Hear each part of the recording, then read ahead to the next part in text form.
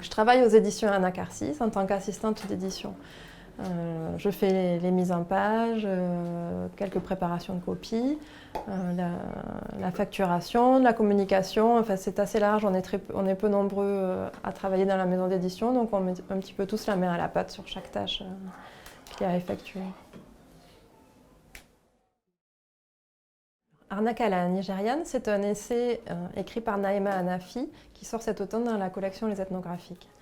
Naïma Hanafi a enquêté sur les cyberescrocs venus d'Afrique de l'Ouest qui envoient des mails à la volée à des milliers d'Européens de l'Ouest leur proposant monts et merveilles, des milliers d'euros si jamais ils leur répondent une première fois et leur envoient à leur tour un petit peu d'argent. Elle a enquêté sur ces cyber-escrocs et en se basant sur leurs écrits, sur la mise en scène d'eux-mêmes qu'ils peuvent avoir sur leur Facebook ou leur Instagram,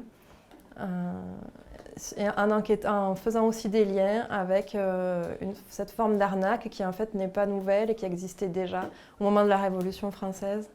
Lorsque des domestiques de certains nobles prétendaient connaître l'endroit où se cachait le trésor de cette maison-là et envoyer une lettre à des bourgeois en leur disant la même chose, si vous m'envoyez un petit peu d'argent, je vous dirai où est le trésor.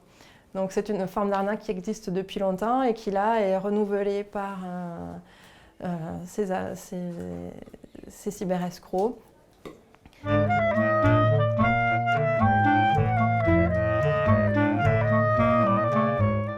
Naïma Hanafi est une historienne de la médecine qui a beaucoup travaillé sur le genre et les écrits de l'intime, que ce soit les relations épistolaires ou les journaux intimes.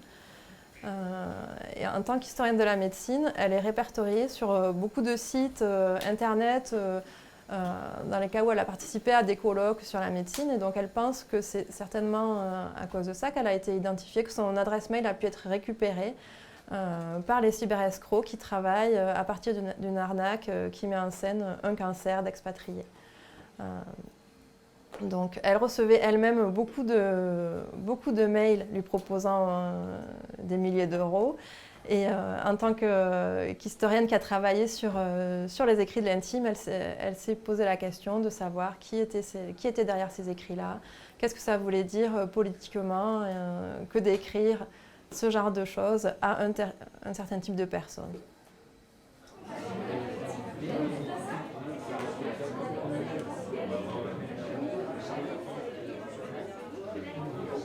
Les arnaques à la nigériane s'inscrivent dans une forme de banditisme social car il est question, donc les arnaqueurs habitent en Afrique de l'Ouest et les arnaqués habitent donc dans les pays du Nord, la France notamment, donc ancien pays colonisateur.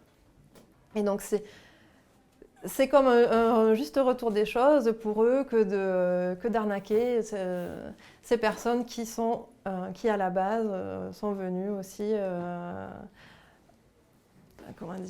sont venues pour exploiter des richesses qui ne leur appartenaient pas du tout. Donc les cyberescrocs se servent des attendus des habitants des pays du Nord qui pensent forcément que les pays africains sont corrompus. Donc ils portent un masque, elle parle de masque blanc porté par les cyberescrocs qui se font passer donc pour des expatriés en fin de vie, dans lequel ils essayent de mettre tous les attendus qu'un Européen peut avoir selon eux par rapport à un pays africain. On peut aussi parler de banditisme social parce qu'il y a une question de redistribution. Donc il y a beaucoup d'ostentation dans le comportement ensuite des arnaqueurs qui ont réussi et qui ont des liasses de billets à la main, qui jouent de ça, qui sortent en boîte et qui lancent des billets. Donc il y a aussi quelque chose comme ça, une question de redistribution de pays riches vers des pays pauvres anciens colonisés. Et de redistribution de la part du bandit lui-même aux gens qui l'entourent. L'arnaque à la nigériane sort en octobre dans une collection qui s'appelle Les Ethnographiques, qui est dirigée par deux anthropologues, Alban Bensa et Éric Chauvier. Donc, dans cette collection, on publie des enquêtes qui posent comme base politique et épistémologique de remettre au centre de l'enquête les enquêtés, les observés, qui deviennent partie prenante de cette enquête, autant que faire se peut, bien sûr.